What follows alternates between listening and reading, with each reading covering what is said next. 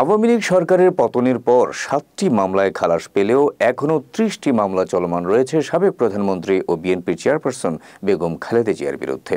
আইনি প্রক্রিয়ার মাধ্যমে সব মামলা থেকেই খালাস পাওয়ার আশা করছেন খালেদা জিয়ার আইনজীবীরা। বিস্তারিত ডেস্ক রিপোর্টে। বিগত তত্ত্বাবধায়ক সরকার ও আওয়ামী লীগ সরকারের আমলে সাবেক প্রধানমন্ত্রী খালেদা জিয়ার বিরুদ্ধে মোট ৩৭টি মামলা হয়েছিল। এগুলোর মধ্যে দুর্নীতির ৫টি, মানহানির 5টি, রাষ্ট্রদ্রোহ ও ঋণ খেলাপির 1টি সহ হত্যা, নাশকতা, অগ্নিসংযোগ, বোমা হামলা, মুক্তিযুদ্ধের শহীদদের নিয়ে কটাক্ষ, ধর্মীয় অনুভূতিতে আঘাত, মিথ্যা জন্মদিন পালন, মুক্তিযুদ্ধের ইতিহাস বিকৃতির অভিযোগে করা মামলা রয়েছে। ৩৭ মামলার মধ্যে ঢাকায় করা হয়েছে ২৮টি ও ঢাকার বাইরে 9টি মামলা দায়ের করা হয়।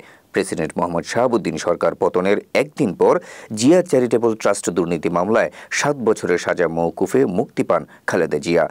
গেল 3 সেপ্টেম্বর মানহানির 5 মামলা থেকেও খালাস পান তিনি। সব মিলিয়ে গেল 1 মাসে 7টি মামলা থেকে খালাস পেয়েছেন সাবেক এই প্রধানমন্ত্রী।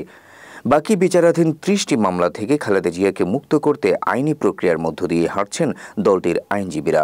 তাদের প্রত্যাশা, শিগগিরই বিগত তত্ত্বাবধায়ক সরকার ও আওয়ামী লীগ সরকারের আমলে হওয়া রাজনৈতিক প্রতিহিংসামূলক মামলাগুলো থেকে পুরোপুরিভাবে মুক্তি পাবেন বিএনপি চেয়ারপারসন।